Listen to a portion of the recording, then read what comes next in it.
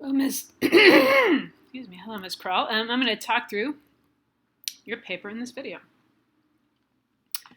Commercial health insurance in the United States. How did it come to be? Wow, I don't know, and I'm quite curious. Consumerism is what defines America. Shopping is embedded within our lifestyle, our culture, even our genetic makeup.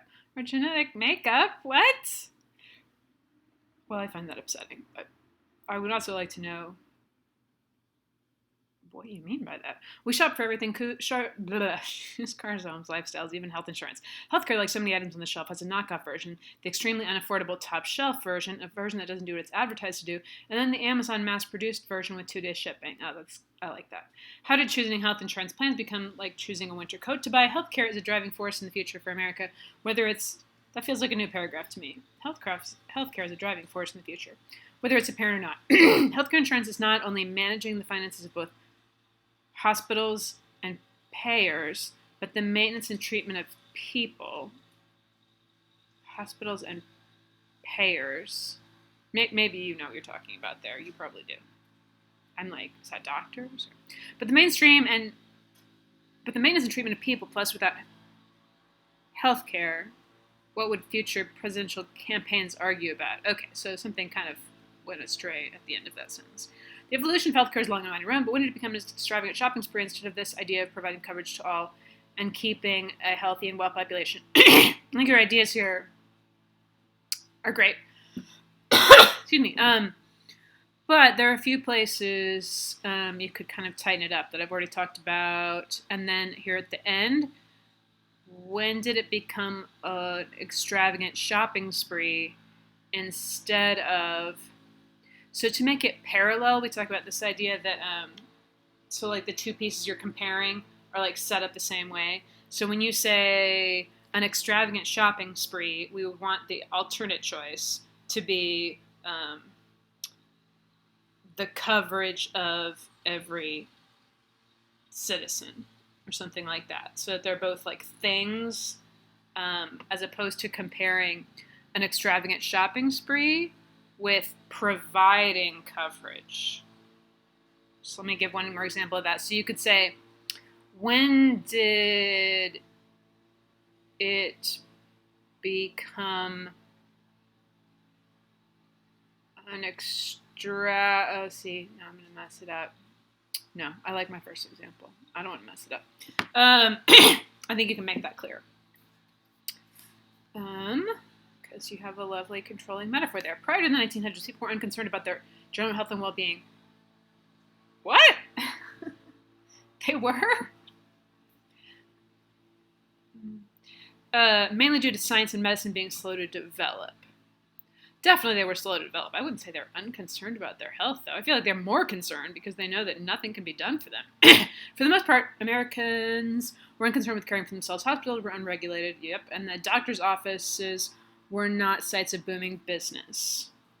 People who did go to doctors' offices and hospitals paid directly out of pocket, which meant running through one's savings for the majority of the country in the early 20th century. Okay, one little thing I'm going to stop here and say is apostrophes in English are just a nightmare because they really don't make any sense. When you said Americans were unconcerned, you don't need an apostrophe because the Americans aren't owning anything there. You're just saying more than one American was unconcerned. However, when you say people who go to the bottom of page 1, people who go to the doctor's office, that belongs to the doctor. And if it's just one doctor, it's apostrophe S. And if it's a bunch of doctors, you can put the apostrophe after the S.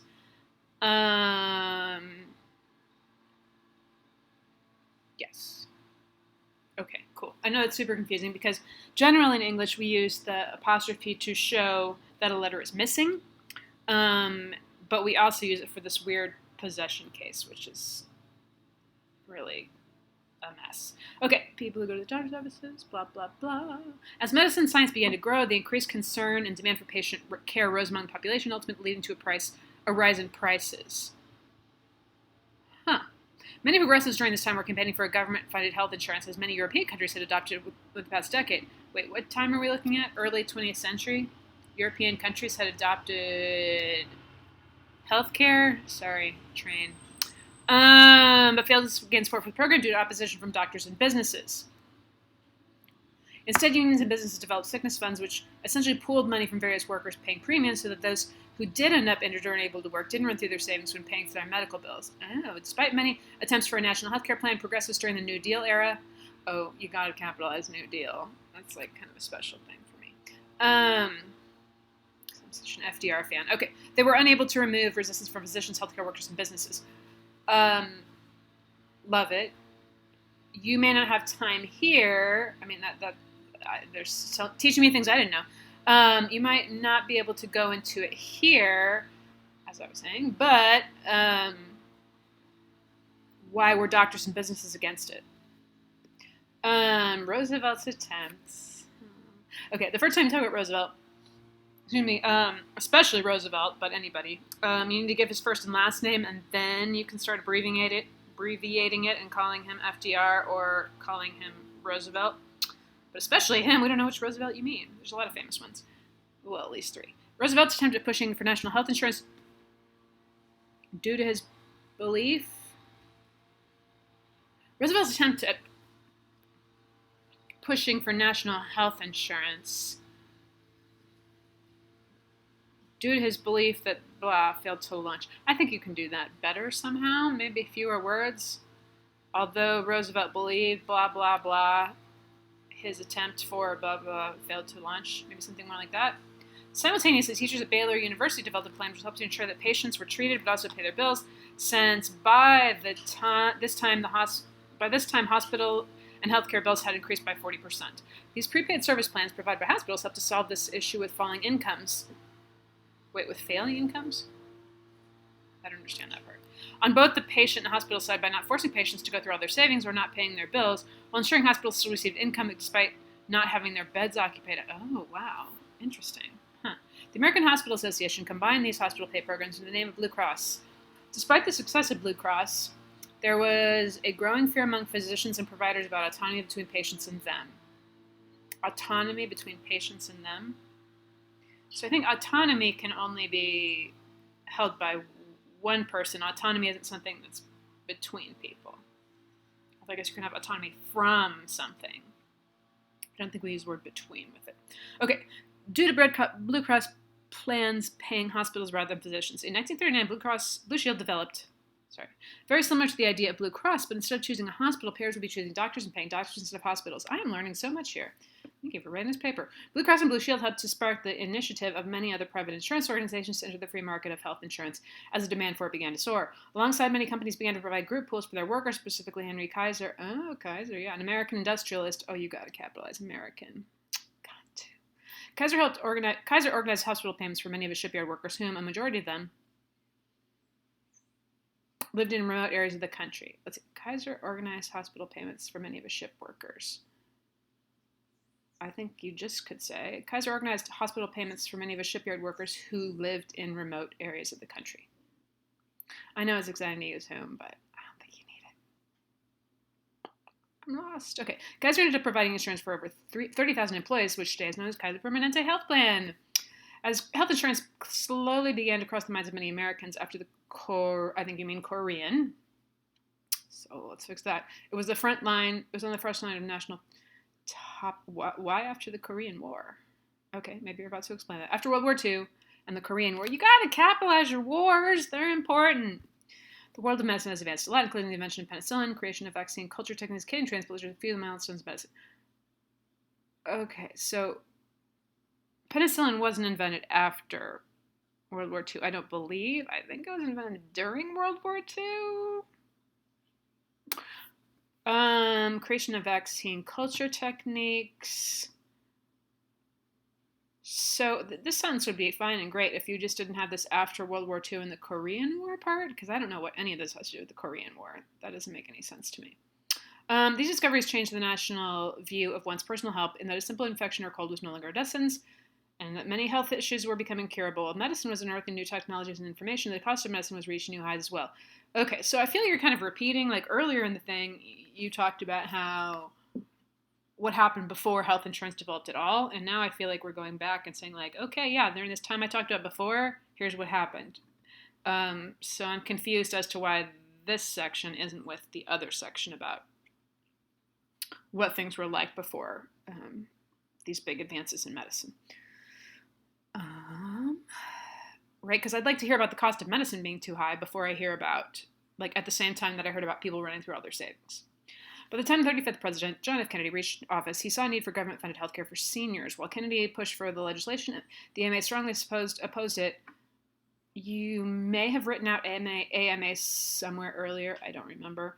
But I'll just say, so like with the last name thing, the first time you talk about the American Medical Association, you have to say American Medical Association, and then in future times you can say AMA. Fearing this being a communist takeover in the United States. Oh, if that seems like kind of a crazy fear. Okay, and you got to capitalize United States. To counter this growing support for health care of the elderly, the AMA Elder Care Plan is essentially proposed for seniors to have access to physician services and they are high risk for illness or injury, and whose medical bills. Okay, it is proposed for them to have this and this. I think you mean because medical bills hit them the hardest. Because when you say and whose, I'm like, who? It's so far away from the seniors in that sentence. Johnson, now president, rebuttals by the AMA by initiating Medicare. Okay, so you need to explain, I mean, just very briefly, that Johnson becomes president. And he rebuts. So you can rebut something, but rebuttals are things that you rebut. So you can rebut a rebuttal, I guess. Medicare, the government-funded national health insurance provided Americans over the age of 65. I'm confused about what's this first thing? What is elder care plan? And what? Okay. Anyway, I'm a little confused about that. And what is Medicare? No matter what status or level of income is provided access. Wait, Medicare is provided access to health care? That's not what you mean. Medicare, no matter blah, blah, is provided access. Seniors, through Medicare, are provided access because they have earned it. What they do to earn it. Many citizens opposed to this idea of elder care and Medicare the same way with many citizens oppose the idea of elder care and Medicare, I think. The same way that with many other issues, people living on different sides of the country didn't live the same lives. In the Congressman's report, Udall explores the opposing argument between both elder care and Medicare. Okay. This feels like it needs to be another paragraph, right? So we need a paragraph about how it kind of came to be, and then a paragraph about why people didn't like it. Udall explores the opposing arguments between Board of residents in Massachusetts who you love home, and I just admire that, but like you also can't use it here. Who have some of the highest taxes and contribute. Residents of Massachusetts who have some of the taxes and contribute. This is another place we'll be parallel.